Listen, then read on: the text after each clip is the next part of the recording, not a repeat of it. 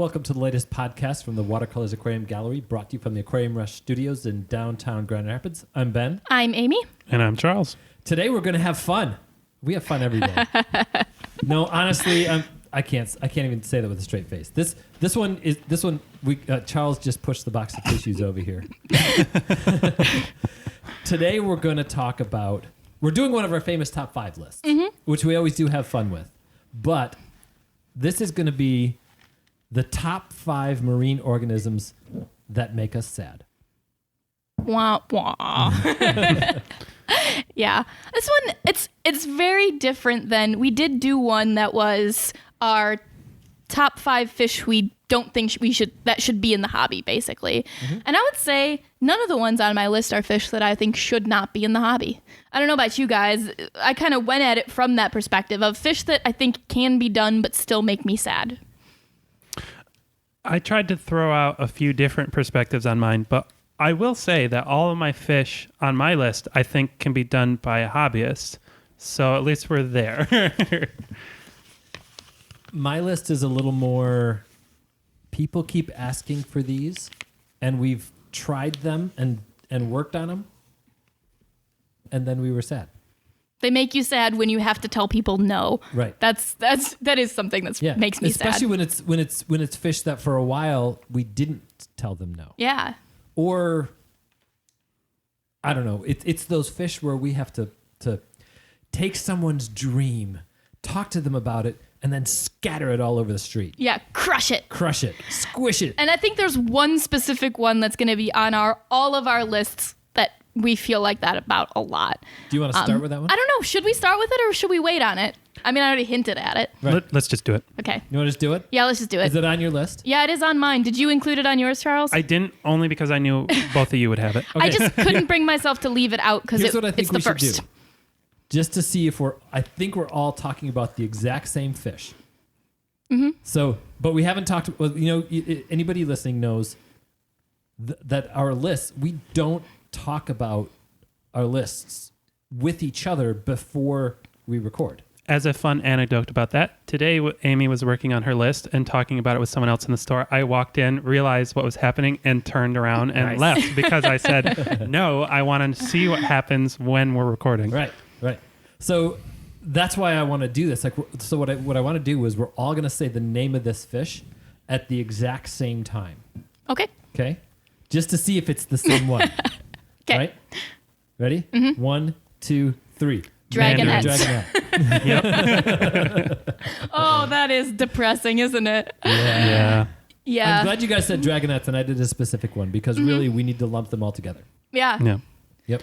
And really Fish the that make us mandarin sad. dragonette it makes me sad the most because it's the one we've tried the most. Yeah. But of the dragonettes, probably the easiest. And it's the most requested. True. That's the blue or the green, depending on who you ask. I recently got called out for being a little too harsh when people were requesting it. And then the response I had was, yeah, because I'm still recovering from being upset about it. It is a little raw. So that's a fish that we've been working on for a long time. Years. So I don't know where to even begin on the dragonette conversation. So let's introduce them first. Sure. Okay. 5 different species. I don't remember all the species names, but I know the trade names for them. Yeah. And it's the green mandarin or mandarin dragonette. Sometimes the trade calls it a mandarin goby. It is not a goby. Stop it. Right. So blennies, gobies, dragonettes. 3 very, very different families of fish that often are names used interchangeably. And there is a dragonette often called a blenny. There are some dragonettes often called gobies. But we're gonna stick to calling all of these fish dragonettes. The scooters, they're dragonettes. They're not blennies. The mandarins, they're gobies. Jeez, I just did. The mandarins, they're dragonettes. They're not gobies. Can we get a buzzer when somebody... In case everyone wondering what that pause was, it was me and Amy just staring at Ben waiting for it to click. Smirking. Damn it. All right, so the green mandarin dragonet, sometimes called the blue mandarin or the mandarin goby, but it's not a goby. Comes in two varieties. One has blue flutter fins and one has red flutter fins. The flutter fins are their pectoral fins, and they use those kind of to hover. They don't really have a developed swim bladder, so they use their flutter fins to kind of keep them in a certain position. It's really cute. They're amazing. The target or spotted, or sometimes just called green dragonet. I'm used to them being called psychedelics. That is Psychedelics. not a name I have heard in years, though.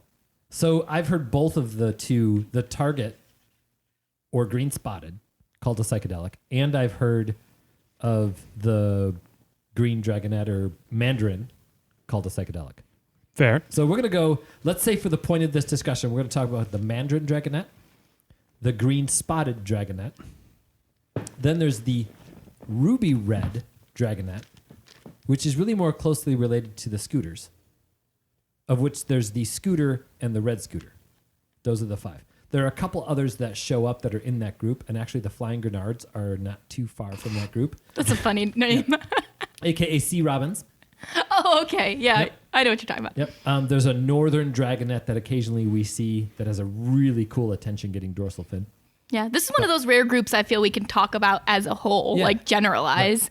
Right. But it is important to note that we are talking about all of them. The dragonets, all of them. Those five though, the ones that we see, those really are the 5 that people want. Those are the 5 that are available. Those are the 5 that we talk about. They are all motion-driven microinvertebrate predators. And they are voracious. Right.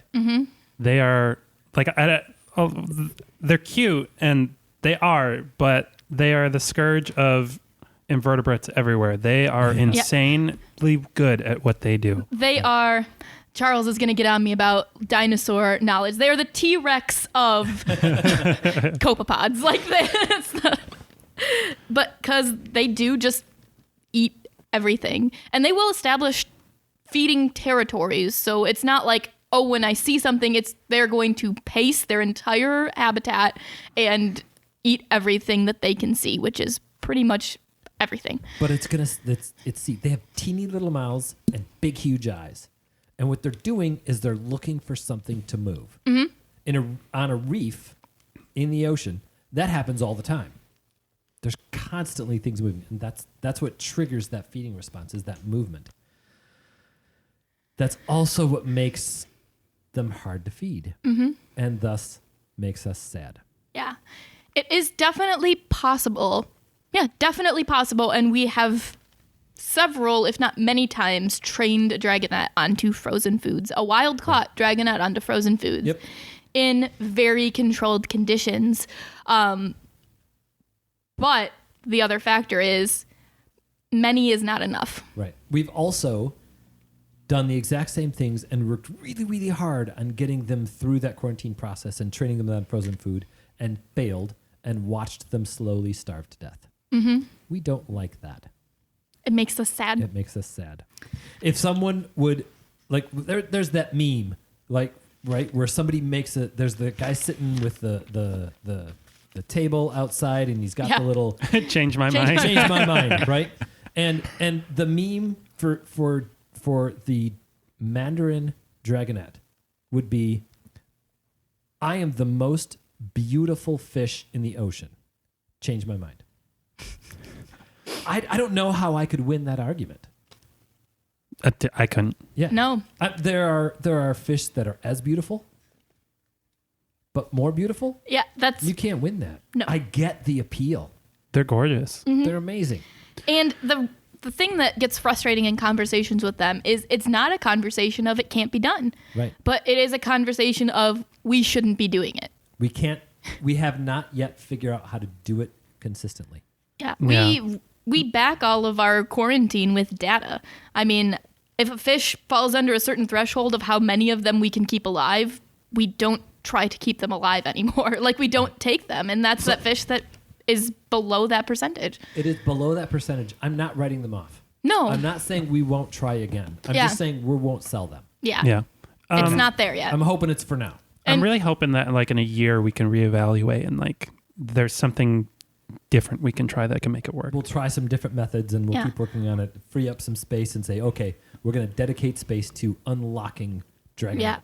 And honestly, I think like my suspicion is, or my hope maybe, is that within that time that the captive breeders are going to catch up. Right now, the way that they need to produce, the dragonets that they're producing are just too small for us to achieve a success rate that is acceptable to us. And I will admit to the listeners, the captive bred ones, we had a higher success rate Yeah.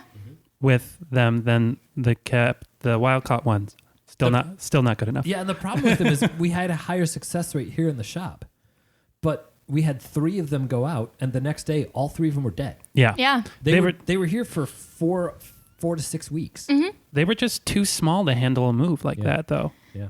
Yeah. So that's not to say that the people who are breeding them aren't doing a good job. It's just, They're trying to keep up with a demand that they cannot meet. yeah. There's more than that to it, and this is part of the problem, right? From a commercial standpoint, if you are raising fish, the longer you keep it, the more you have to charge for it. And that's true. Yeah. They got to pay rent. Yeah. So if we need a dragonet to be 2.5 inches long before we'll sell it, they have to keep it for 3 to 4 times as long as they currently are keeping it, which probably means 3 or 4 times the price, because it's the Yeah. time of keeping them alive. And they're already more expensive that they Yeah. couldn't sell them if they were 3 times the price. So I get the position that they're in. But here's my counter argument, though. I like it. And this is my pitch to people listening, not to the people here at the table. Mm-hmm. Let's say a captive bred, readily eating 2-inch mandarin costs $150. Let's just Okay, let's say for yeah. argument's sake, Yeah. just because the math is easy. Yep. A wild caught one costs you $25. Right. Is it worth it if you don't kill 7 other mandarins? Absolutely. But first, if we had a 2-inch dragonet in here, it would probably be more like 400. And that's fair. Yep. And yes, that would be worth it to us. If that was the only way we could keep them alive, those would be the only ones that we could sell. If it was $400 for a Mandarin dragonet, nobody would buy it. Because the market's flooded with cheaper ones. And that's And nobody's going to pay $400 for that. No. Like, I shouldn't say it that way. Nobody is. Some people will. Right. But the quantity you need to be willing to pay $400 for a fish isn't there to be able to worth raising them up to that size and selling them for $500 or $400, Yeah. whatever the price is. not right now, but I really am you're going Yeah. exactly in the direction I want. Good. I'm saying that if we want to continue having mandarins in the hobby, I think we as in everyone, we need to seriously consider if that price tag is what we want to keep them here in the hobby. We because have if to find people willing to pay that price. Yeah, that's true. Yeah, I agree. And I agree. because what we're doing now, I can't imagine is sustainable with the wild caught ones and when the way the reefs are Yeah. like, something's got to give. Wild caught dragonets have. This is like, I got to be really careful with my terms here, but they Okay. have been one of the less sustainable, in my opinion, just in the terms of how they're often collected, how damaged they can be, how they can be like they're really sensitive to stuff like moves and being tiny spearfished and getting bacterial infections and like every single part of the wild collection process ends up with dead dragonets, I think. I would be interested to find out, like, I don't know how we could do this, but, you know, what would happen if it was possible to go out to, actually, most of them come out of the Philippines. So to go to the Philippines and to take the time to carefully catch one and get it right into a fish tank. Mm-hmm. What would it take to convert that one over to frozen and keep it alive? You know, so yeah. that's a direct, like, Right. okay, what would happen if? And maybe that's a point to exactly what you're saying. Like, that's why we're good with 1 out of 7. Like, 1 out of 7 goes through that process, right? Right. Maybe And they're coming in good, 1 out of 7. right, if they haven't been shipped 5 times and, all those things. So I think it's a fish that should have a place in the hobby, but we're just not there yet. We got to figure that one Yeah. out. I really want to figure We that don't fish have out. it. They're Same. amazing. Yeah. They deserve to be here. I mean, we have a healthy dragonette in our display. Look Right. for her in our reef display. She's awesome. Her name is Chubbs because she was really, really fat at one point. And it, like I said, it can be done, but as a store, as a hobby, as like you've got to think about not the one that can do it, the hundreds that are left behind. Yeah. Yeah, that's a really good point, and that's kind of going to be the point of the night. Like, I think here's this fish that every once in a while somebody can pull it off, and that makes everybody want it. But if it's only every once in a while, it's not worth it. Yeah, that's not enough. That's going to make us sad. All right. We might have done that one to death. So we All right, should. we talked about dragonets. To be fair, That was actually on my list. So because that one was like, we made the decision like 3 weeks ago yeah. Yeah. at the time of this recording. So it's still very fresh in our minds. And that was why we decided to do this episode. Yep. Yeah. So the summary on that for those listening, we won't be getting dragonets for you if you want them from us until we've done some more research and some more experimentation and figured out another good reason for us to try them. If you are not in the Grand Rapids area and are looking for a dragonet, I highly recommend you consider those things that we talked about tonight. How many dragonets had to die so you can get one of your fish? Okay, now we can move on. Yeah. Yeah. Yeah, that's kind of good, but that's what we're doing tonight. Sorry, guys. Hopefully you aren't just gonna click onto the next podcast. Pour yourself a whiskey. Let's keep on going. All right. I've got one on my list that's not because they all die. Okay, good. Can we start with that one That's then probably, maybe? That's probably Yeah. good. Yeah. All right. I did put the blue hippo tag on my list. Let me scratch that off mine.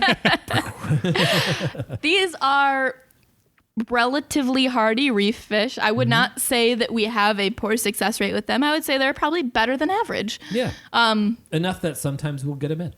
Yeah, and the big thing is they're always in too small of a tank. Always. And everybody wants one, and nobody can have one. It gets like a foot long, guys. Yeah. Yeah. A little bit longer, actually. It needs a 6-foot tank. Mm-hmm. If they would have chosen a different fish to play that character in that movie,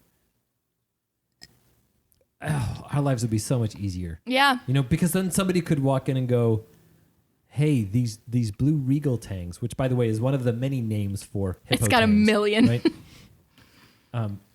Other than Dory, blue hippo tang, blue regal tang, Pacific blue tang, blue hepatis tang. If someone would come in, we could talk about how specialized they are instead of somebody comes in and saying, "I want to do a theme tank in my 10-gallon." And there are places that often would sell these. That they're not as common anymore, but it used to be right when the movie came out that you could buy inch and a half blue hippo tangs for like $25-$30. My I believe eyes it. just rolled back into my You skull. remember those days? Yeah, I do. Oh, it's painful. You need a 6-foot tank. I won't sell it to you until you have a 6-foot tank. I'm planning on getting a bigger one. Or the even better, well, I was just thinking that when it got too big, I was just going to give it to somebody else who's got a big tank who wants one. Imagine if we did that with puppies. Yeah. Like, I'm living in an apartment. Sorry, the studio audience reaction to that was perfect. It was just like a big... Right. But yeah, it's, I live in an apartment. I'm going to have this thing for 6 months, and then somebody's going to want it. I'll put it on Craigslist. It doesn't work. You can't do We're that. not going to say that No. fish. Nope. You don't deserve to have it. Nope, you don't. Yeah. You said that much more harsher in public than I expected. But That's the reality of that's it. how I feel. Yeah. Yeah. And not to mention that these are fish that are like the most prone to disease of any other fish, and one of the most prone to stress, which makes disease take even greater hold. So And they're so dumb. And they're they're dumb. dumb and they're pushy too. Yeah. they're either pushy or like just terminally shy, and I mean that literally. I'm Like, going to hide under this rock Terminally. so hard that I'm going to scrape my face off. oh, I had some customers call up and they had come to that realization. And I was glad they came to that realization. And they called and said, okay, we got to get this insert expletive here fish out of our tank.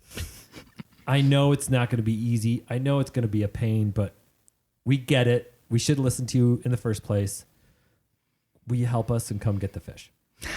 And I said, we'll do it. You guys are going to have to pay us by the hour because we're probably going to have to take your whole tank apart to get the fish out. They said, I know. We understand. We want to do the right thing. And I was so proud of that, by the way. Yeah, that's I was amazing. so proud of that. The exact right reaction in that situation, Exactly. by the way. Yes. It was a 90-gallon tank that they had this tang in. well, that's a real big tank. Oh, yeah. No, it ain't. Not So- for this fish. We got there. We set the buckets up. We put the nets in the tank. I watched the fish dart into a hole. And everyone, oh, yeah, we knew that would happen. I said, hang on a sec. I reached into the hole with my hands. I grabbed the fish and I put it in a bucket. That's when you just look like a god to I somebody. know. There were witnesses. There's never a I witness know. for that kind It of was catch. great. I don't tell that story to talk about how cool I am I getting know, that but fish. still. I'm telling that story to talk about how dumb that fish is. Yeah. If that was a yellow tang or a sailfin tang, which by the way, tangs are I would notoriously call you a liar if Yeah. it was one of those. Oh yeah, tangs are notoriously not intelligent fish, right? And like They're like the cows of aquariums. they are, yeah, And yeah. now I'm gonna people are gonna at me about cows. Cows are plenty smart. Yeah, but that fish was dumb enough that that's all it took. Now there's definitely other stories of it not going that well or that easy. Yeah, that's so funny. But that's the one we're telling tonight. Yeah, that's but a the great whole story. reason. Okay, we talked about the fish a little bit. Why does it make us sad? Because everyone wants it in a tank that it doesn't belong in. Yeah, Bingo. I've seen. I mean, the ratio of blue tangs I've seen in tanks they shouldn't be in to tanks they should be is probably, and not even exaggerating, 99-1. I think you're accurate. Like, it's that big of a thing. You think you're- don't need this fish. Get something else. I think you're under. Yeah, it Score. goes into a 6-foot tank. If you don't have a 6-foot tank, we will not sell you one. And that's the minimum. Minimum. Yeah. They All right. will use that entire horizontal space. They All right, will. moving on. Yeah. Okay. That's a fun one. All right, Charles, how are you going to depress us now? I'm going to say an Achilles tang. Oh. Okay, so So I'm just going to interject here. Don't worry, I'm not going to take away from your story. I don't Yep. think, right? Charles is not talking about how Achilles tangs, plural, make him sad. He's talking about an Achilles tang that made him sad. Am I correct? you are wrong and correct. Okay, that makes Because sense. the specific Story of my life. the specific story is definitely why it ended up on my list. But Yeah. thinking about why that fish was so special made me even sadder. Yeah. So, anyone listening who doesn't know what an Achilles tang is, it's a Hawaiian endemic, Gorgeous. gorgeous, exceedingly expensive tang. We spent 2 months getting this fish healthy, and then I started drip acclimating it to a new tank, walked away, forgot about it, and it was found the next morning, dead. So definitely not my proudest moment, but that is a clear example of I definitely killed that fish. I may have said a naughty word when I discovered it. I know. It might have even been directly pointed at you. I got over it. We're friends again. It's okay. Yeah. But here's the thing that really we spent so much time on that fish. That particular fish was gorgeous. Mm-hmm. He had a great personality, and he's probably the last of that species we might ever see in this store. The stories about this fish are just outrageous. Okay, so why did that fish die in a drip overnight? There are fish that would have been just fine. Oh, I've done it before and it was fine. So if you ever watch surfing videos from the North Shore of Hawaii, you see sometimes where there's the camera person in the water filming, and sometimes they catch an underwater scene and there's a group of fish darting away with little orange spots on them. Those are Achilles tangs. The reason that I say it that way is because the Achilles tangs are living in water that's got crashing waves, that's super high current and super high oxygen. So what happened with that fish that wouldn't have necessarily happened with another fish is the oxygen levels fell too low. And even with that drip of fresh water, of good, clean seawater going into it to make a flood all over the floor. Yeah, I neglected that part. Yeah, it still took too much oxygen away, and it couldn't survive. It's suffocated. That's the reality. So here's another thing that's going on in the hobby today that I'm so glad I didn't put that on my list, and I should have, and I'm glad because it brings up a big topic. Is this Charles's point? Because it's his fish. Oh wait, I'm letting him go on it because he's doing. But I'm asking, is it your point? He's going exactly the road that I'm thinking, so I'm letting him do it. No, go down the road. I was just making sure. I don't want to steal your thunder. No, you got it. You got it. You're there. I saw it in person, and that's part of why. I was kind of hoping to get you to rant on it. Okay. This is one I rant about. So Hawaii right now, I should say there are certain factions in Hawaii that are trying to shut down the collection of aquarium fish from the Hawaiian Islands, making all kinds of claims not based in science. Many of us are aware of the challenges of claims not based in science in these trying times. Many of us are aware that science has very little basis to claims that people will believe. So the Hawaiian right now, I'm pretty sure nothing can come out of Hawaii as of like a week ago. So there are still some residuals at wholesalers and still some around, and we still have a few in stock. But nothing can come out of Hawaii. Achilles tangs and yellow tangs. Yes, the yellow tang, one of the icons of the aquarium hobby, can no longer be exported from the place where it is endemic. So here's what just irks me about that. In Hawaii, Achilles tangs are also a food fish. Yellow tangs are not a food fish. Achilles tangs are still being collected for food. This is Hawaii. This is not some it's not a third world country, right? You can go down to a fish market and you can buy Achilles tangs cheap. By the bucket. 5 gallon. I was in a fish market that had a 5-gallon bucket full of Achilles tangs on ice. That fish that Charles was talking about, the price tag on that, the retail price on that fish at that time was $450. To go buy one at the meat market was $6. So it is legal in Hawaii to catch yellow tangs in mass, kill them and eat them. But it is not legal to catch yellow tangs in Hawaii and ship them off and keep them alive somewhere else. Boo. By the way, the science and the data is there to support the aquarium hobby. For more information on that, look at I believe it's the 2018 Marine Aquarium Conference of North America talks, and you can listen to that. I believe there's a YouTube video of the talk talking about the actual scientific data behind aquarium collection in Hawaii and the impact that it has and how the restrictions that were in place were keeping everybody in check and keeping everything healthy.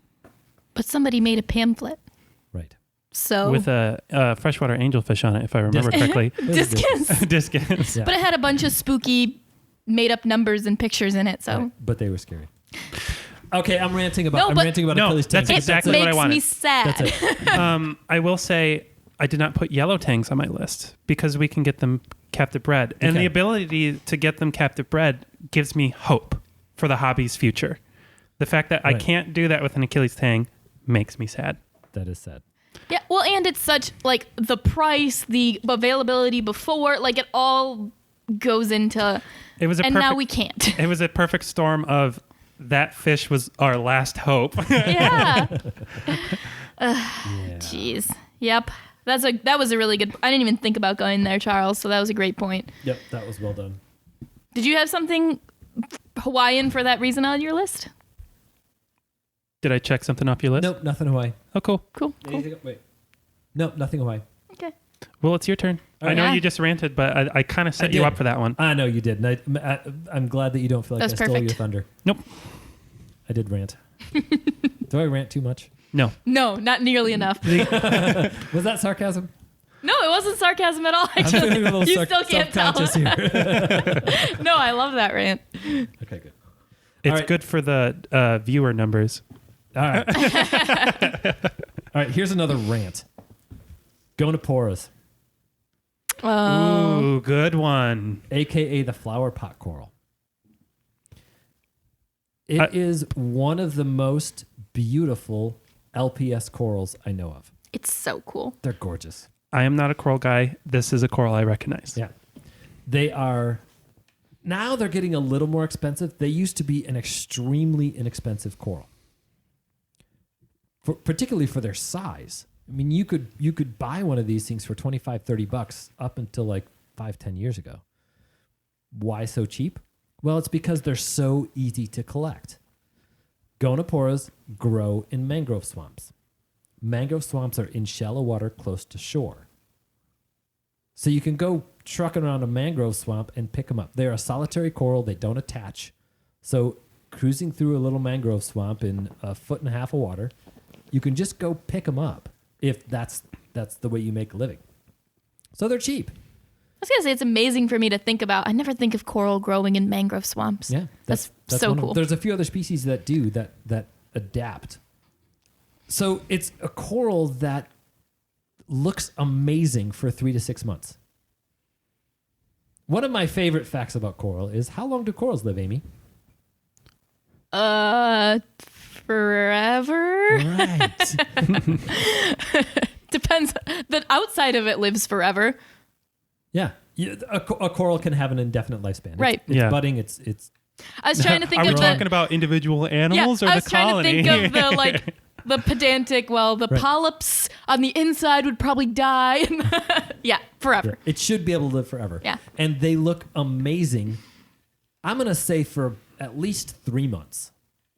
They have this incredible polyp extension. So it's the point where you have something, if you take a golf ball and cut it in half, that's what when it's shipped, that's about what it looks like with the dimples of it and everything.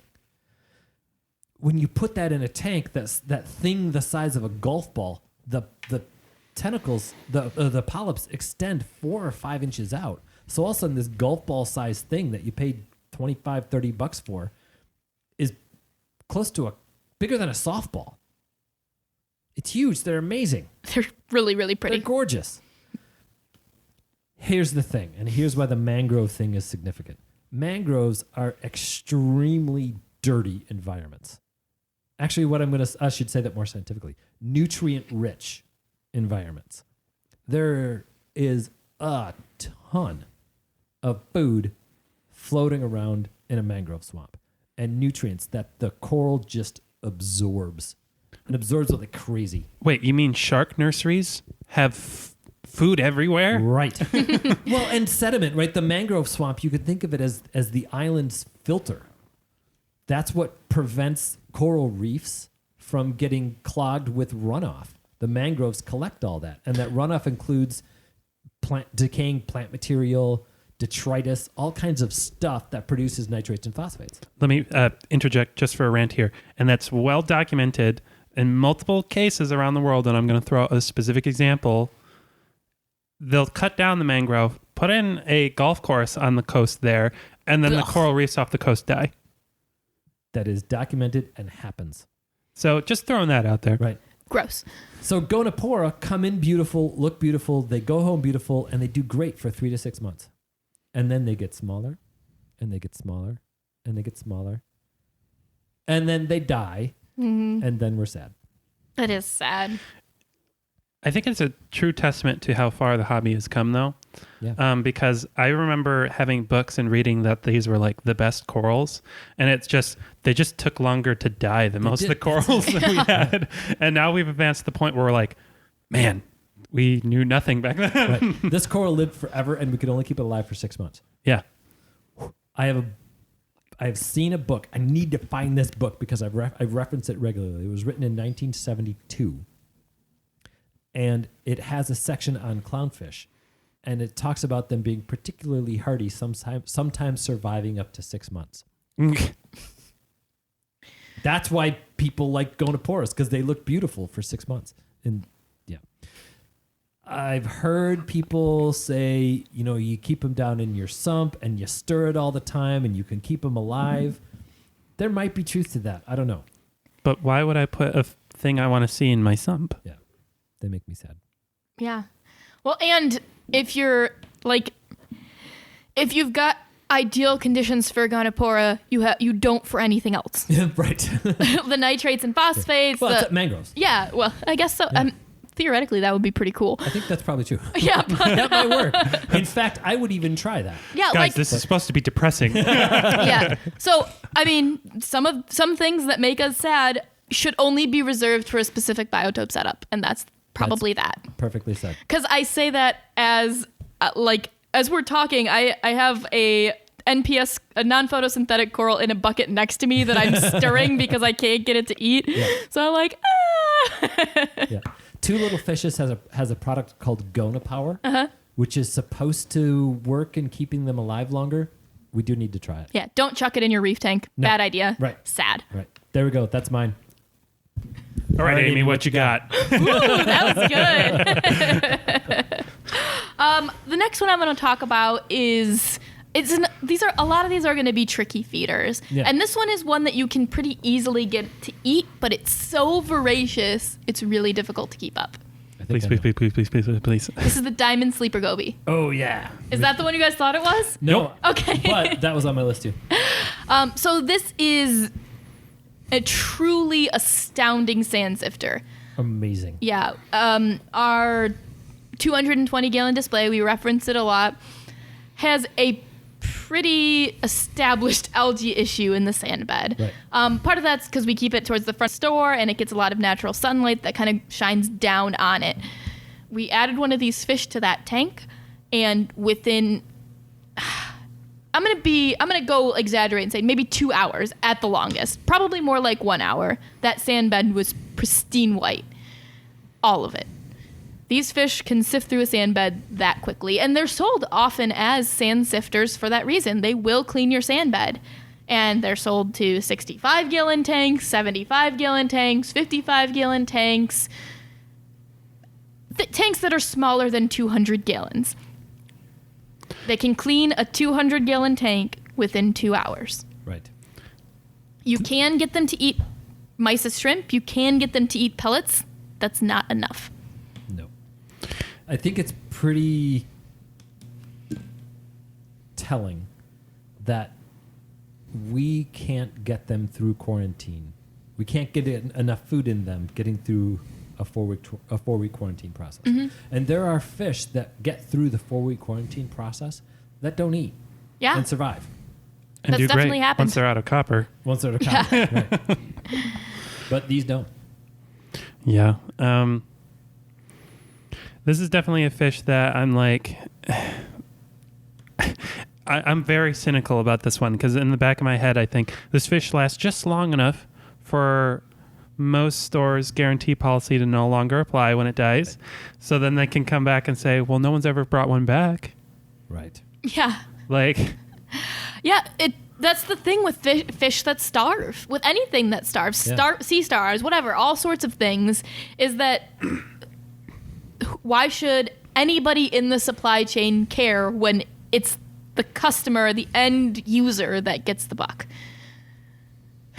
Oh, that's so poignant. That's it. That's Gonoporus. Mm-hmm. That's dragonettes. That's seahorses. Those are on my list. That was on my list too. I think it's just going to become an open letting that cat discussion out of with the bag those sort right of there. feeders. Right? I pulled them off my list just barely. Yeah. But we can keep the focus on the diamond sleeper gobies because we watch them eat, we watch them feed, we watch them actively do what we're hoping they're going to do, and we want something that's going to keep our sand beds clean and bright and white and shiny, without us having to work too hard at it, because the fish is going to do it all. We used to use those things in service all the time, and they did great for a while. By the way, the other challenge with those guys is, I don't think there's another fish that's as good at jumping. Oh my gosh. Yeah, probably, especially as they start getting skinnier, they just can fit in smaller and smaller holes. I have seen them figure out how to get through mesh, and to this day, I have no idea. Yeah. Like, So, you know me and my stories, right? I even have a story about that. Somebody who worked for me years ago, her name was Amy too. She's really cool. She was, got up in the middle of the night. She had just taken home, managed to get a pair of diamond sleeper gobies, which is very difficult to do. And she got a pair and she got them home and she was all excited about it. See, like, that's the thing with this fish. When you say that, I'm like, oh man, that's so cool because I love this fish. Yeah. Yeah. Yeah. They're so active. They're so fun. They're adorable. Right. So she gets up in the middle of the night. I'm going to turn my microphone so that you can hopefully hear what I'm doing here. She couldn't sleep. She got up in the middle of the night and she was hearing this sound. And she's walking around her house trying to figure out what the heck. Where's that sound coming from? And finally she realized, what that sound? It's coming from my tank. What is that sound? That was the sound of her two diamond sleeper gobies, sand-sifting gobies, simultaneously hitting the lid of her tank in various places. Just trying to find the spot. Constant boom, boom, boom, boom, boom, boom, boom, boom. What we don't realize with fish like this is in the wild, there's no such thing as the surface. On a reef, they're not going to get 5 feet from the bottom. Right. So if they're in 30 feet of water, which is where they're usually found, they're not going to get anywhere near the surface. There's no such thing as them jumping out in her tank. So she went through. She heard this in the middle of the night, right? She turned on the lights. She got a roll of packing tape. And every little possible spot she taped off. And then she went to bed. The next morning, she got up and found one on the floor. And that made her sad. Makes me sad too. Right? Yeah. Yeah. Nothing. And they last just long enough to make you love them. Mm-hmm. And then they starve or jump out. And it's just a matter of time. You leave your lid pulled just a 1/4 inch too far forward. You slip up in some way. And I don't like to be stressed about when I'm going to slip up in my aquarium. Right. Yeah. which is a great transition to, I do want to talk about seahorses. Okay. Because that's a fish that stresses me out. Right. True. Because they're like little hummingbirds. They need to eat all the time, and they're very easy to get to eat. But you got to make sure you're feeding them. Constantly. Yeah. Don't go on a Netflix binge. You can't watch 5 episodes in a row. You got to take a break and feed your seahorses. Yes. Like that level of be on top of it. So when we get them in, we only ever get them in on special requests. They stress me out because I'm constantly thinking about them the entire shift. We can keep them alive here pretty well. Yeah. Because we're here all day, every day, without exception. Yeah. And we keep a little thing of mysis shrimp next to the tank every day. And when you walk by, you have to give them a little squirt. Yeah, and between the 15 of us, we manage. Right. 3 to 4 times a day, Minimum. every day, without exception. If you cannot do that, and somebody listening right now is going, oh, I work from home. That's perfect. I can do seahorses. What are you going to do when you go on vacation? What are you going to do if you're gone for a weekend? Yeah. Sorry. Sorry. And there is nobody I trust to feed my tanks. Not that much. Not like that. Right. And then you also have to keep in mind that if you're feeding your fish tank 3 to 4 times a day, every day, nutrient management becomes a very, very real thing. Yeah. Luckily, they're actually very hardy. They are. Seahorses are, like, for water quality, they're pretty good at that. Like, They can live in mangrove swamps. Exactly. But anything else, but algae, but Right. you can maintain a good enough live food source for them to get them by a little bit from time to time. Yeah. But they can't go with other fish. They're not competitive enough. No. yeah, They will starve. Right. it, I got like 3 stories I can go into here, Charles, but I know I'm not going to take your thunder on this one. So It's just, it's a fish that makes me sad because everyone wants them. Like when we have them in, everyone asks about it. they're amazing, incredible and they're creatures. amazing. Yeah. They are so much work though, and they are so stressful for me because in the back of my head, I know how much work we put into it. And I'm like, I feel like it's going to very quickly turn into a fish that someone no longer likes to keep. Because of the amount of effort it takes to keep Yeah. them alive. Yeah. yeah, it's got to be fun. So why does it take so much to keep a seahorse alive? There used to be this free publication that came out called Reef Scope. Came out in the 80s and 90s. And it just showed up in the stores, and so you'd take this Reef Scope home and you could read there was an article in there about keeping dwarf seahorses. And these guys did a study on how inefficient the digestive system of a seahorse is. And this is part of why they need to eat so constantly, because their digestive system is terrible. They have 0 fat reserves. Okay, so here's what they did. They took dwarf seahorses, which is a really common species all over the grass beds in the Caribbean. And they're about an inch, maybe an inch and a quarter tall. We don't say long with seahorses. We get to say tall. Which is kind of fun. Cute. They put them in a tank, and they saturated that tank with newly hatched baby brine shrimp, which is a fantastic food source for dwarf seahorses because they're so small. And they let those dwarf seahorses just eat and eat and eat and eat and eat and eat and eat. And by the way, the seahorses never stopped eating because they are opportunistic. If there's an opportunity for food, they take it. They let them in there for, I don't know how long it was, but long enough that it should have been plenty of food. Then they pulled those dwarf seahorses out and they put them into a different tank. An hour later, there were live baby brine shrimp swimming around in that tank. Where did they come from? They came from the poop. They were the poop. They were the poop. So the seahorse's digestive system was so inefficient that the baby brine shrimp survived being eaten, swallowed, gone through their digestive tract, and pooped out.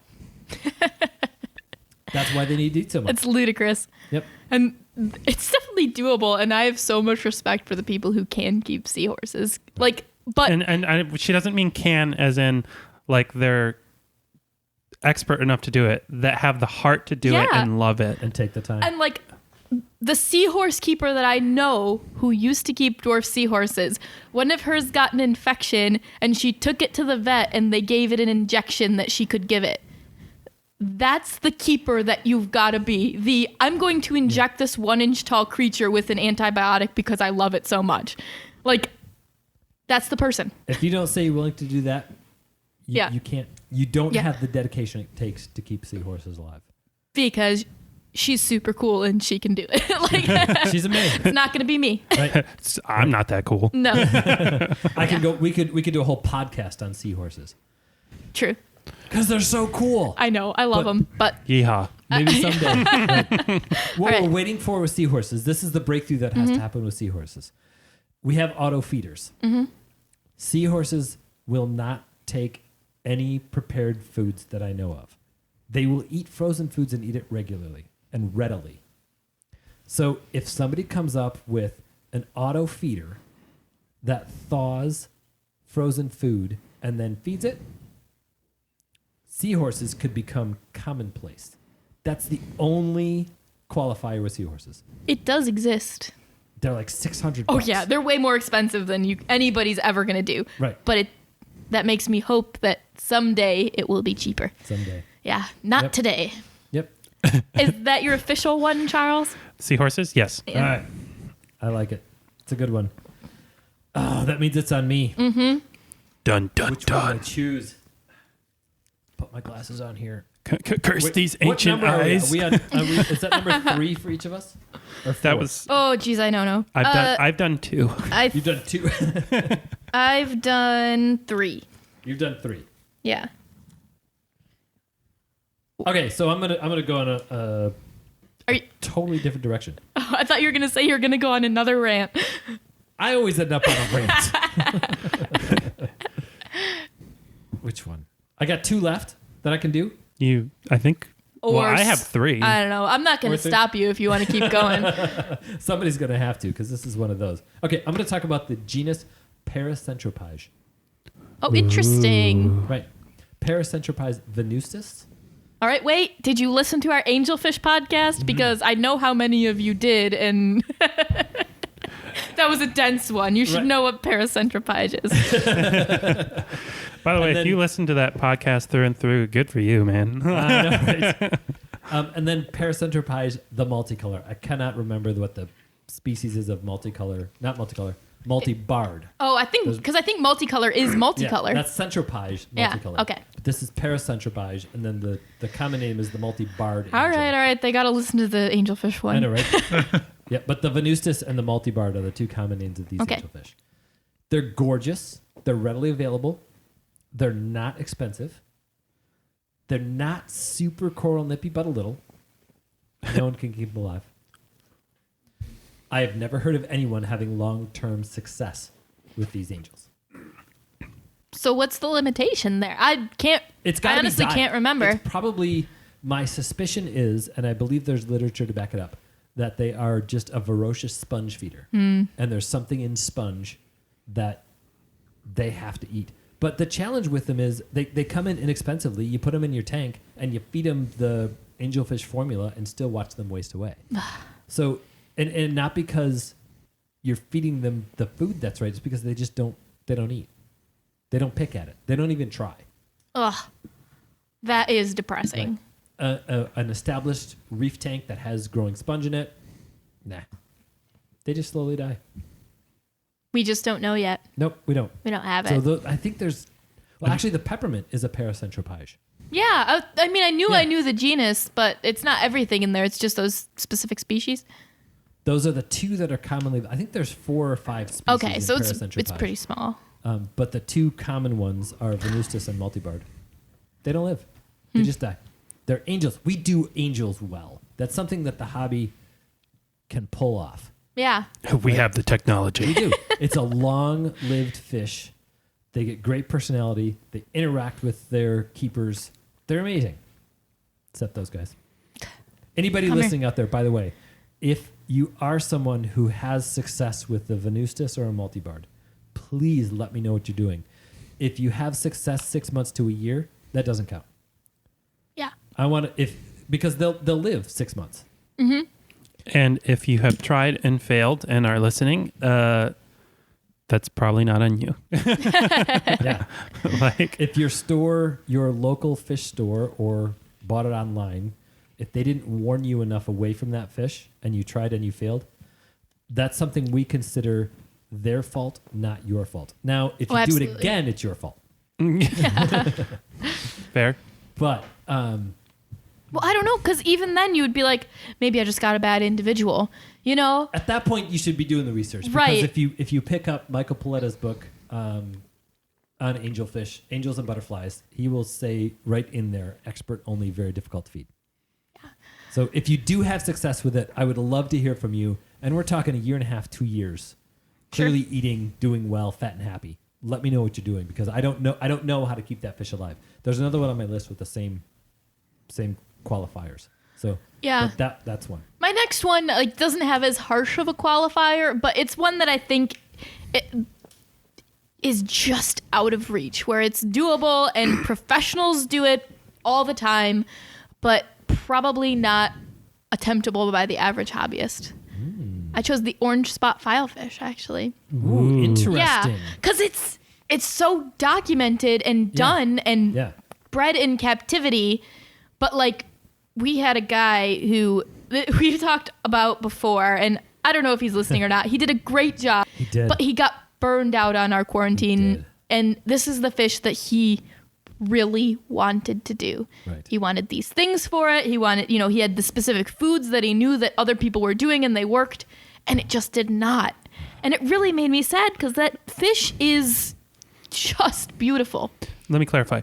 Just enough success to be encouraging, just enough failure to be completely heart-wrenching. Yeah. Right. Because they were picking and they were eating and it was like, yes, they're going to do it. And then they still wasted away and died. Right. So that just made me so sad. Like, I feel like we're just almost there on them. They are in the wild an obligate corallivore. Right. They only eat coral. Right. And I just don't think we have the foods for them yet. Like, readily available for the average hobbyist. There was a food that was out that even our relatively common wholesaler had for like 2 months. Mm-hmm. It was called mastic. Yeah, we bought a bunch of it. And it was actually working with that fish. Yeah. And I think that we could have had long-term success if we could have kept getting our hands on that food. There's another one at some point that I do want to try. And if I haven't seen orange spot filefish on the list now for since COVID happened. Yeah. But if we do see them, there's another food I'm willing to try to give it a shot with orange spot filefish. All right, everyone wear your masks so we can try. Yeah, exactly. Yes. Yeah. Yeah. That's why this one, that's the core of why this one makes me sad is I would be willing to try again, but that experience was so disappointing that I want to steer people away from close with that. Yeah. And then it just the wheels fell off and then we didn't do well with them. So we stopped doing them for a while and we're going to regroup and hopefully try again because I think they'd be amazing in fish-only systems. I think you pegged that specialized feeder challenge where the issue with that fish was not we couldn't feed them. It was they only ate this one thing and we ran out and the supply chain wasn't there to keep us stocked up on that food. Yeah. When you start getting into the fringes of what is commonly done, like the equipment goes away and you've got to figure it out on your own. Yeah. So there just wasn't enough. We couldn't do it. It's not there yet. And we'll try again.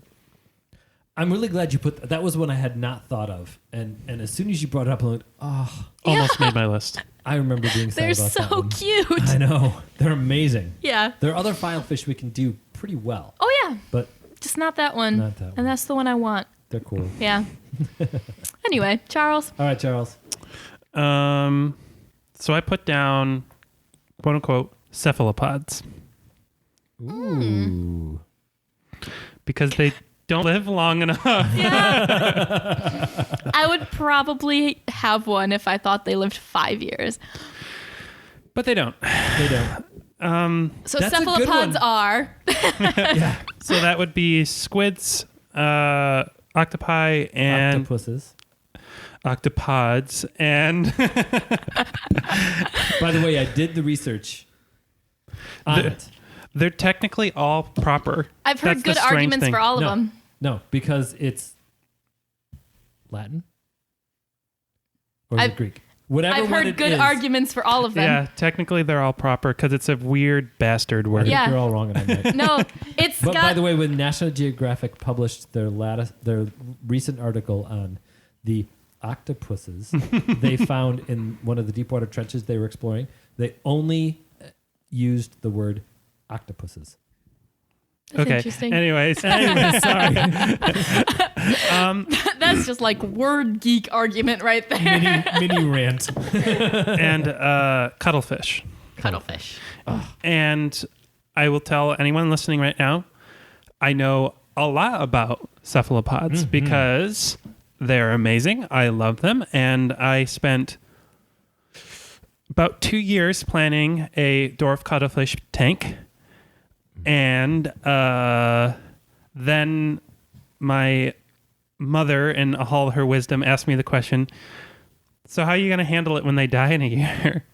And I stopped and I said, oh no. Yeah. It's a serious thing that you have to think about. Like, that's what I've used to talk people out of them before. And it's not like, I mean, yeah, all of our pets are going to die, but this is like a super intelligent, personable, gonna Wants get to know play you. with you. Yeah. Like, Needs think- that interaction. Like, think of a puppy that you have 11 months with. Right. And so just to be clear, we're talking about a lot of fish, a lot of creatures that make us sad because we can't keep them alive.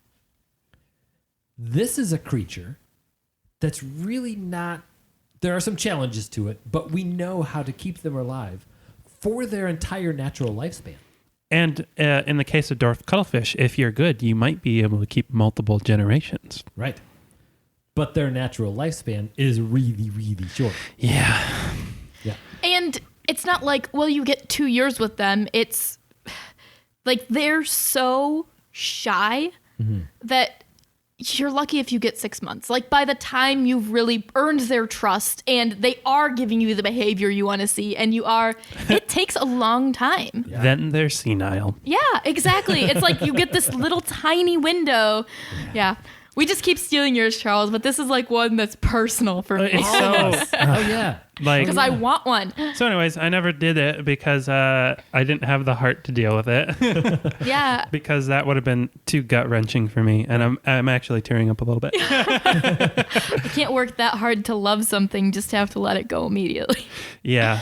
I just don't have it in me to do that. Yeah. To No. the people who can do that, like, you're my hero. Like, you guys are so cool, but I can't do it. No. That's one that ethically we can. Yeah. We can justify it ethically very, very well. Yeah. Because we're keeping it potentially to its natural lifespan. Yeah. There's If we're killing something that should live for 10 years, we're killing it in 6 months, we're bad. That's Yeah. wrong. That's wrong. That makes us sad. But no, this one was specifically not, you shouldn't do it or I can't succeed. It's just, I don't have the heart to do it myself. yeah. I'm so glad giving you Charles said that. a gold star Yeah. for this podcast because he won the podcast right there. That's the ultimate. That's like every single one of these other fish, other creatures have to do with our failures. These ones failed us. All right, but here's a little funny anecdote on those things, right? They develop cognitively at a faster rate than humans. Yeah. So, if they lived as long as humans, we would not be the dominant species on the planet. Thank God they only live 6 I've months. totally They would had take over. the theory for a while that if they had evolved to be social the way that we had, where we exhibit like care of our young, and like if they had been able to Right. teach each other, we would be done for. They could take it over in 6 They months. are so smart. Well, they would wear a mask, so.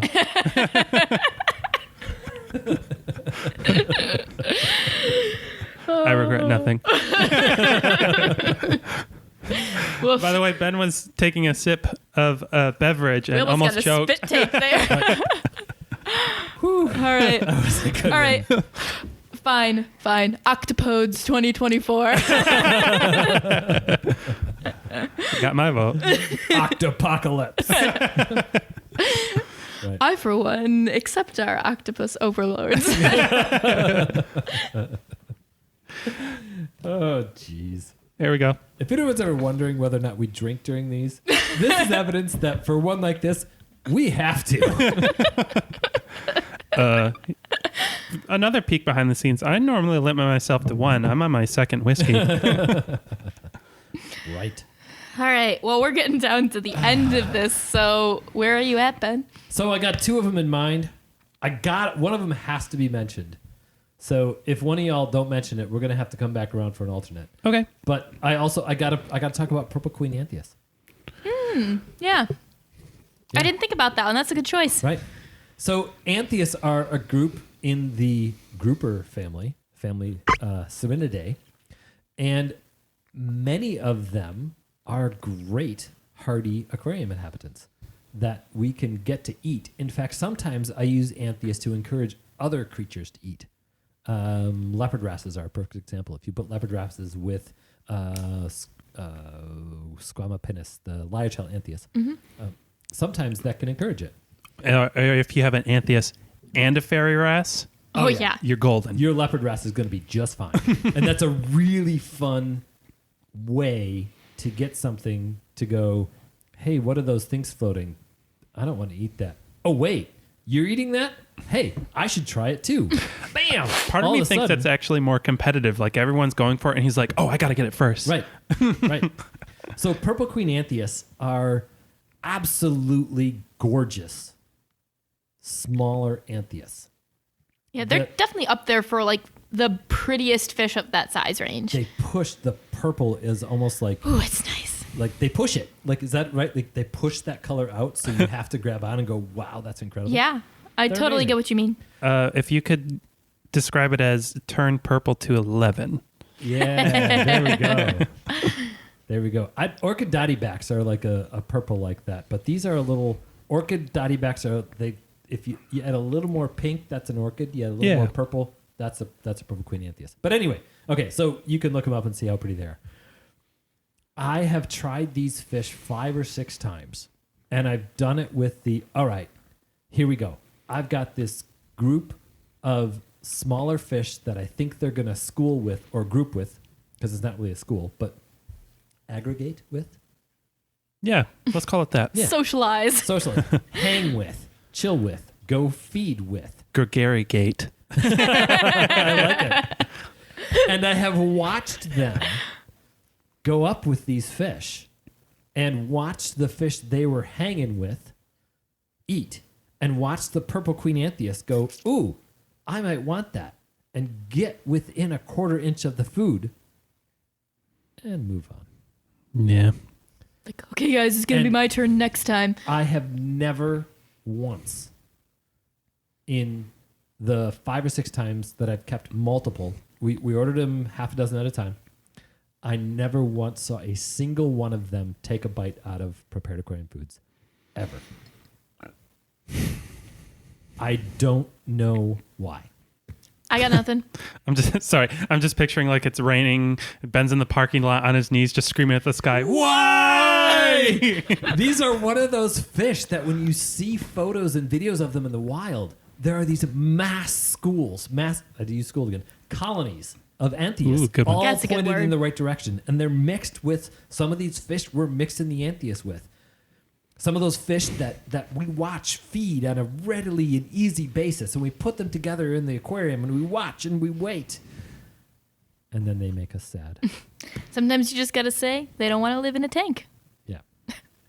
That's definitely one Finding of those. Nemo, you messed up. You should have picked an Anthias. That would have been a good alternative Yeah. to Dory. It should have been an Anthias. Right. No, because that would make, because at least Dory, there's some people that can keep them alive.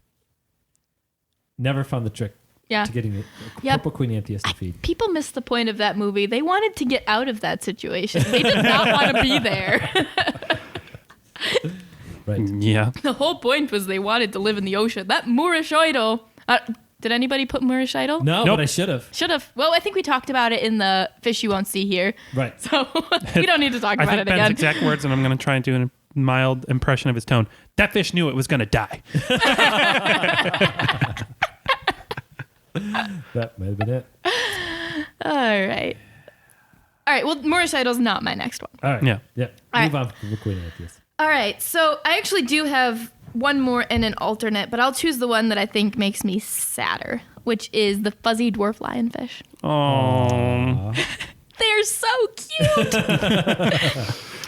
This is a fish that I think will only take live foods as well. We've gotten it trained on frozen from time to time a little bit, but I've heard of like 1 or 2 people at home who have managed to do that. Why is that one so tricky? We pull it off with anglerfish, Yeah. and we pull it off with regular lionfish easily. Groupers, no problem. Eels, sharks. It's just the little problem. cute ones. Right. I don't know what it is. And it makes me sad because they live for a long time. And they're ambush predators, so they sort of have like a ability to go a longer time without food. And then people will come in and say, so what can I feed my fuzzy dwarf? I got one. You can dangle some krill, you can wave it around, you can try the head of a silver side. It can't take a whole one probably, but it maybe will. We've only ever gotten them on guppies. Yeah. And that's not a healthy food source for a saltwater fish. No, it's a maybe you won't starve food source. Keep it alive for a little while longer until we can try something better. And it didn't work. Didn't work. And they're so cute. There's also the problem of what else do you put them with, which anything smaller than them or close to the same size of them, they'll eat. Anything bigger will intimidate them away from food. So it would be a badass fish for like a 29-gallon specimen tank if you could feed it. Yeah. And you can't. If you could actually get it to eat something, You could feed it 3 or 4 times a week. Yeah, that would be all it enough. needs. That'd be perfect. But like maybe a guppy a month isn't enough. Not enough. Even And a it's not- guppy 3 or 4 times a week isn't not enough. nutritionally. No. Right. So- Goldfish, no. That's a hard no, by the You way. all have heard our rants on feeder fish, and there's plenty of those. Yeah, and you don't feed a fish just so it has enough in its stomach it doesn't starve. We want our fish to thrive and be Right. healthy. And I don't think you can do that with these guys. Yeah. And they're so cute. They're just like a tiny scaled down giant lionfish Right. that is fluffy. Like what could be better than that? Yep. Bums me out. Makes me sad. Yeah. Good one. Yep. That was a quick one. So I put lightning maroon clownfish. Really? Yeah. That's a really interesting choice. Yeah. So I picked it specifically because it is my favorite of the designer clowns. But in the past, getting a lightning maroon clown meant that you were getting a geographically located fish.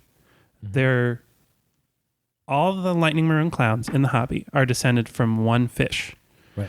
who was collected off of Fishman Island off of Papua New Guinea. Thanks, Matt. Yeah, thank you very much, man. That is no longer the case anymore. They've been hybridized. They've been whatever. And the problem I have with it is that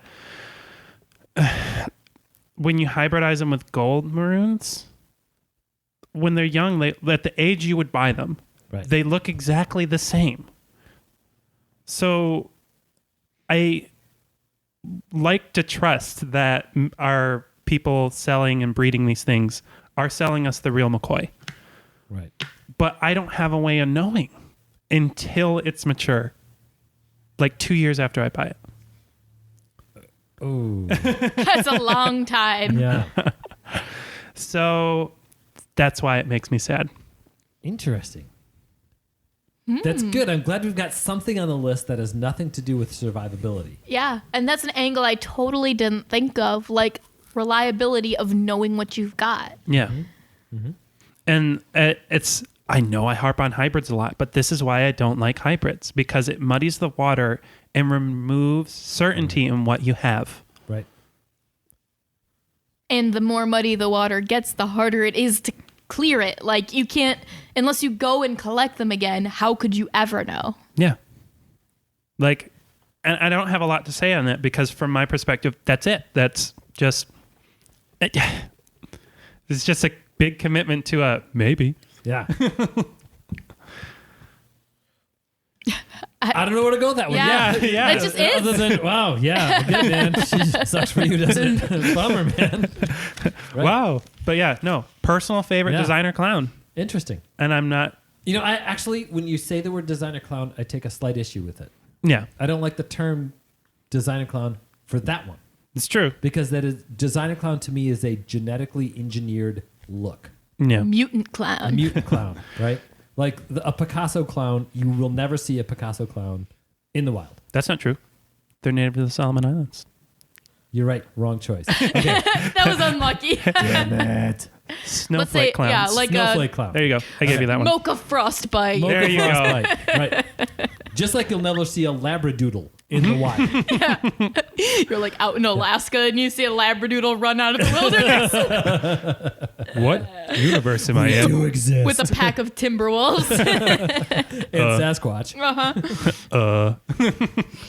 But yeah, But maroon clowns, like Charles mentioned, that was collected in Papua New Guinea. yeah, Yeah. and it's just I the lightning maroon I have so much respect for because since gold maroon clowns are so much easier to work with, I honestly think that white striped clowns were on the way out in the hobby, and lightning maroons brought them back That could be. because they're probably two different species, and the gold ones are way less aggressive and way easier to pair. Yeah. And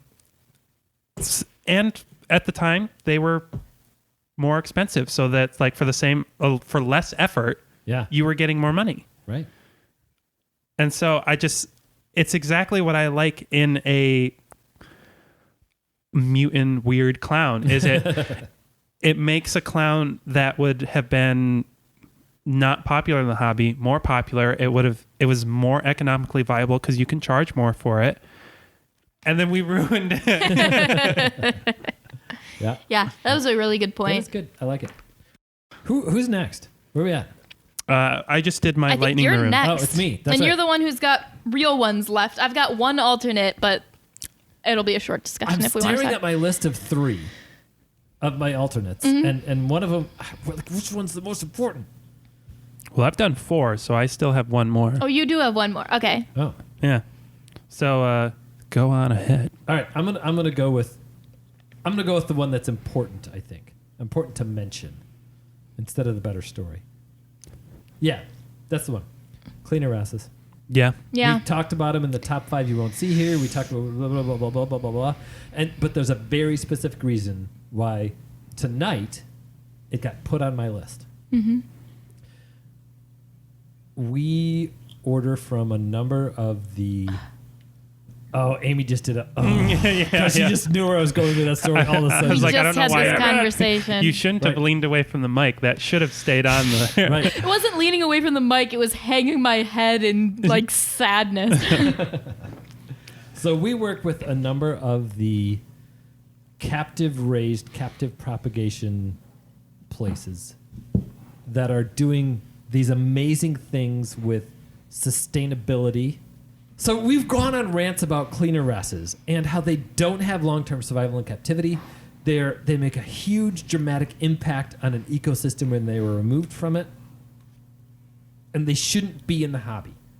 And tonight, I'm like, all right, we gotta get more of this certain Yeah. tank race. We need clownfish. So we gotta get them, and this is the place where we can get them from, and they're the biggest, and they're the best, and they're the best price, and they do things sustainably, and I pulled up their list, and this place does captive raised, and they also do a small selection of wild caught, and they had cleaner wrasses on their list. Of all the freaking things. And I want to talk about 2 things about cleaner wrasses. A, I want to remind everyone that on our top 5 dream saltwater fish, I came up with my BS genetically Yes. modified cleaner wrasse. Yes. Your absolute cheat. Yep. And 2, you can get them captive bred. From this source, no. From one other No, one. Yes. different source. Yeah. If you do it and we don't know about it, please email us Yeah. because I want to try that thing. Right. Also, if you're captive breeding cleaner wrasses and listening to this podcast, wow, I feel cool. Yeah. Here's the thing with cleaner wrasses. They're another one of those that slowly starve to death. And the reason that they starve to death is because they are an obligatory cleaner. The way I understand it is they need the bacteria found in fish slime to properly digest their food. They will eat other things, but unless they have a regular supply of that, whatever it is in fish slime, in their digestive system, they can't digest their food. So they'll take mysis shrimp pretty readily. And you watch them and you look, my cleaner wrasse is eating mysis shrimp because I'm really cool. And it's going to do great. And they still slowly waste away and die. On top of that, by the way, if you have a 500 to 600 gallon aquarium that is heavily stocked with big fish, you probably can pull off a cleaner wrasse. And a 500-gallon stock tank that is heavily stocked.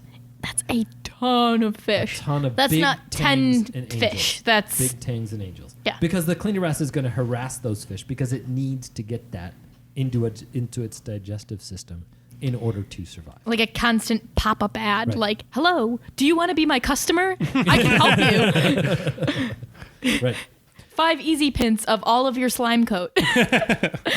I had one once, and I acquired it because somebody surrendered their fish tank to me, and a cleaner wrasse was in it, and I put it in my 180, and in that 180 I had a naso, a foxface, 2 other tangs, a couple other fish. It was a fairly heavily stocked 180, and my cleaner wrasse was doing a great job of eating mysis shrimp.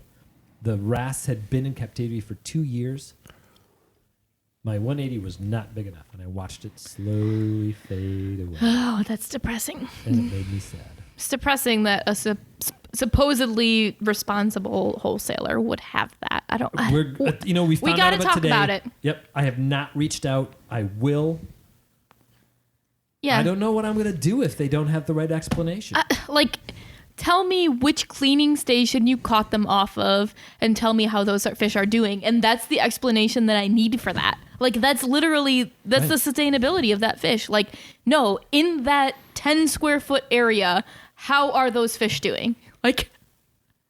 Yeah. They don't know.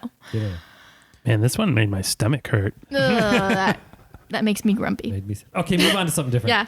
Okay, so mine is I've got a category of thing that I kind of vaguely want to talk about, and I don't have that good of an argument for it. I can talk about that maybe. Because I actually put, as a fish that makes me sad on my list, a Niger trigger. I think I know why, but I mean, it's a perfectly fine aquarium fish. It is healthy. It will eat. It's not going to have any of the issues that we talked about on any of the fish that are on here today. But they're always put in too small, terribly boring fish-only setups. And those are super smart fish that need enrichment. They need interaction. They need stuff. they get 8 inches long. Yeah. And that's even Live Aquarius says 10.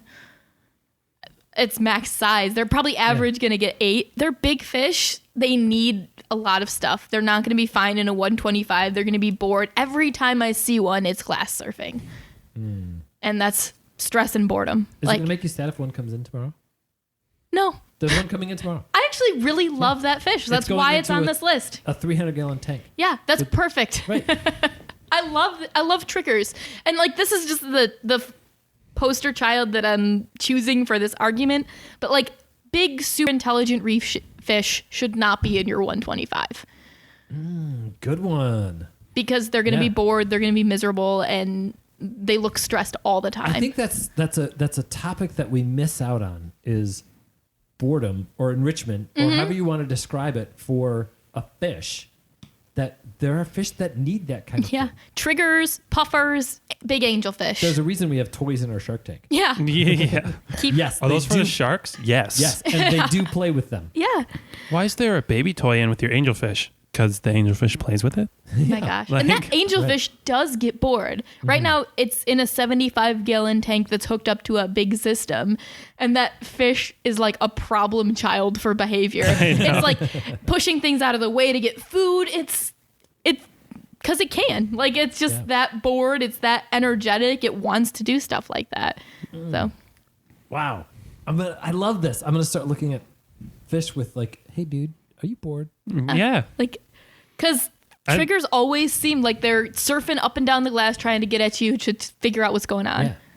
Yeah. Get your attention. Amy and I have had the discussion a few times where we're like, how do you build a puzzle for a fish? How do you, what's the equivalent of that? Yeah, just because they can't make noises we can hear doesn't mean that they're not intelligent animals just as much as any earth-based animal that you can think of. I'm also really proud of you for saying make noises we can hear. Right. By the way. Because they do make a lot of noises. Yeah, that's the fish don't feel pain thing, right? That's been passed around that is just demonstrably false. Right. They don't make noises we can hear. Sorry. I love it. Sorry. That was a good one. I just pictured a fish screaming and I just I'm sorry. You're thinking of that Mud Skippers video where they're Yeah, that one. Yep. That was good. I like it. Yeah, I could rant on that forever, but I won't because nobody wants to hear it. No, everyone needs to hear it. Yeah, fish are still animals. With their own version of hopes and dreams, and we need to respect that. Yes, definitely. All right, you have one more real one, right? Yep. What's got? I got a bonus, so. I put down Tridecna gigas. Ooh. Yeah. I think it's Gygus. Gigas. Let's go with Gigas. I don't Second time they've had this argument today, by the way. Right. I won both times. care. Gigas. That's what you said, right? Yeah. Okay, Gigas. Just because it's just such a cool organism, and people don't know what you're talking about. Okay, the giant clam. The giant clam. The one that gets 4 foot long, wide, however you want to describe it, and gets like 500 pounds. Bigger. Yeah. So they're occasionally available, and I don't really have a problem with that just because it's something that I think should be available aquacultured for public aquariums. Yeah. Because they're fully capable of doing that. I am not. Right. There's just a really cool story of how these things are aquacultured that's way more in depth than I want to do into this podcast. It's amazing. The people who spent decades figuring this stuff out, wow, you're really cool. I will be working on a few YouTube videos on the topic, but it's just so cool. And then we have these other alternatives that are really cool, like Maxima, Durasa, Crocea. Squamosa. The new one, the teardrop. Oh, It was teardrop maxima, and now they just recently realized it's a different species. it's like a Dorea or something. Dorea. I can't remember now. Right now, if it was a YouTube video, Amy would be flashing it on the screen. I know. Guys, not even I care about clam taxonomy. We need to keep moving. 10 out of 10. But it's so cool, and it's so emblematic of an entire like subset of like cultures in the world, and the sum culmination of multiple people's careers, like hundreds of people's careers, and I can't have it. Yeah. Hey, You're so glad it's there, but 600-gallon tank, we'll get you one. I know. But the consolation prize is Maximas. Maximas, Duraces, and Squamosas, and Yeah. Croceas. I mean, they're that's plenty. And like they they're are- so good. They are they have the same cool story. They're just not the giant clam. and better color. That is true. So- Maxima's a better color than a Gygas. Yeah. The limitation on the Gygas is just going to be food for the most part, right? No, it's size.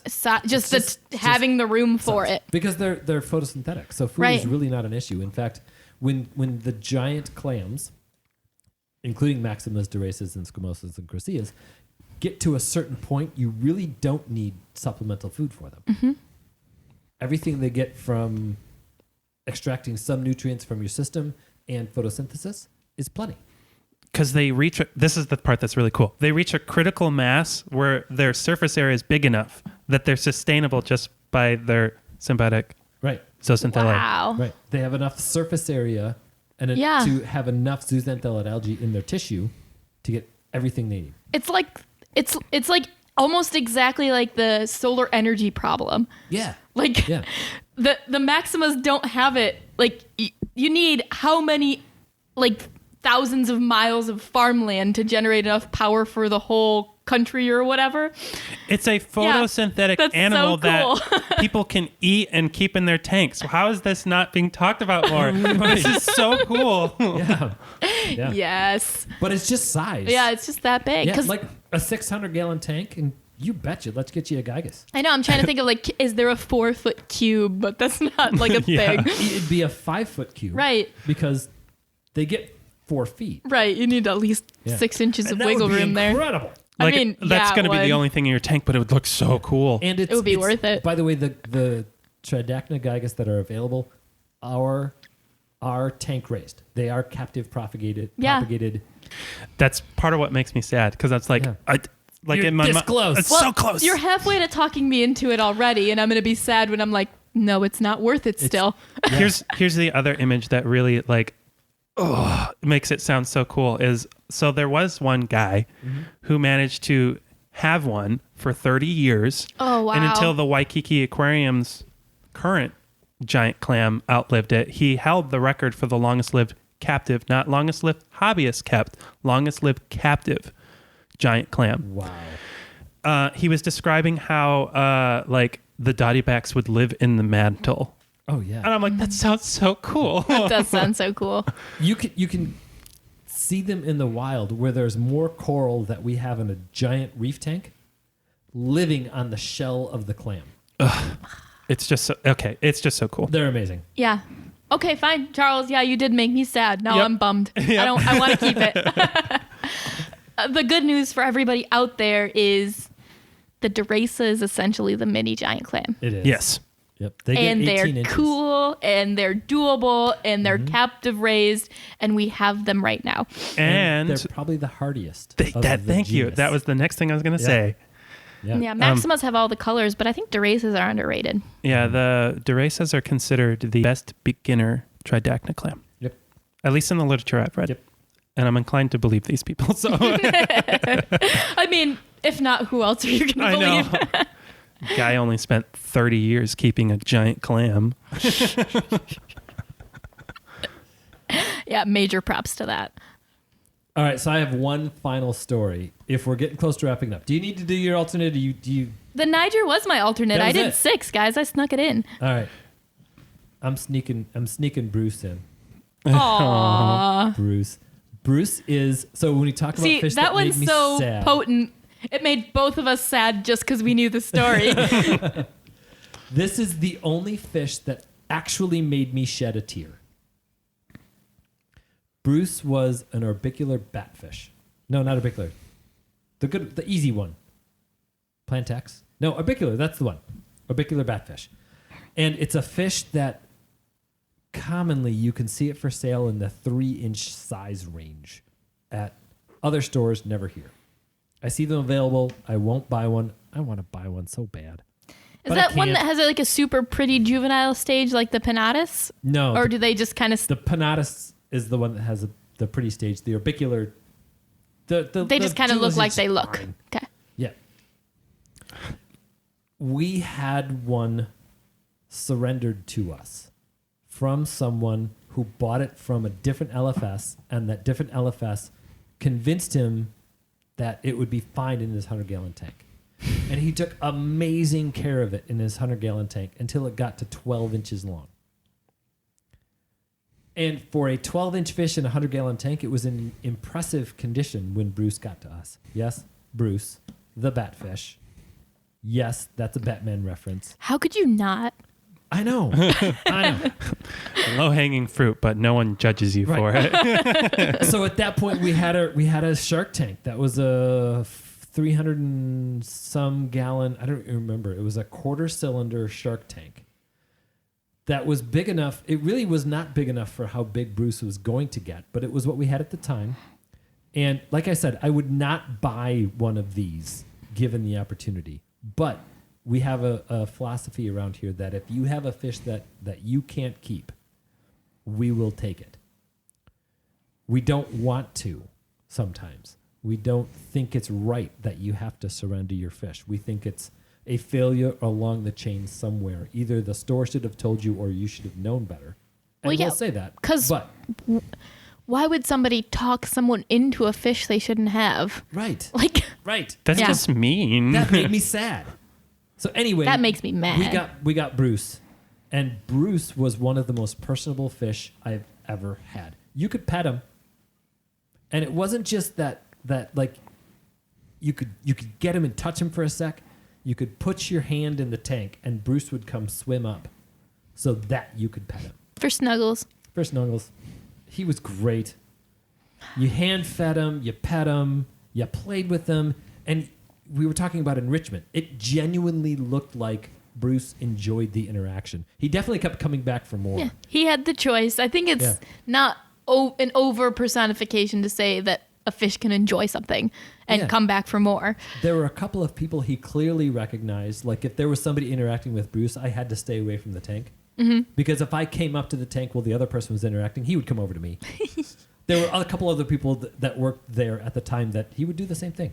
He was amazing. He was in an open top tank, and we had him in that open top tank for about a year and a half. Yeah. And I came in one day, and it was at that point we were closed on Sundays, and we were going to have a meeting with at that time what was the Saltwater Aquarium Club at the store on Sunday. And I came in an hour and a half early to make sure the store was ready, and Bruce was on the floor. I think if I had been there a half hour earlier, I would have saved him because he looked perfect. Like I picked him up and put him back in the tank and tried for like a half hour. And that's when I shed a tear when I knew that I was not going to save him. And insult to injury, it was a cement floor, and there was a spot where he laid that because of the oils in his skin, there was a dark spot there. Ugh. Until we moved out of that building. Poor baby. He made me sad. He was so cool. And he was just a baby. That's the thing. Yeah. Like if he would have survived, which you would have wanted, like, you know, he was such a pet. 18 to 24 inches is the size for a fish like that. And that tank he would have been fine but for a long time at that size in a tank too small. Right. That's why you don't buy one. So there we go. That's the fish that really made me sad. Guy, we ended on a really depressing note. No, that's such a nice one though, because it's a great example of, damn, do we get attached to these fish? Oh. It's a great example of why you don't. Like, why you don't do that. Like, don't get fish you can't keep. Because you could get attached. Yeah. Yeah. They're a pet. They should be treated as a pet. Yeah, and Bruce was. He was so cool. Oh, for weeks coming into the store and looking at the tank where he was. And there were sharks in the tank. I mean, it was like I could walk in and go, look at the cool thing. No, Bruce. Yeah. Buy it so that you can keep it as a pet for its whole life. Like, they deserve that. If you can't, don't buy it. Mm-hmm. If we can't provide that, we shouldn't sell it. Yep. If the wholesaler doesn't know that, they shouldn't offer it.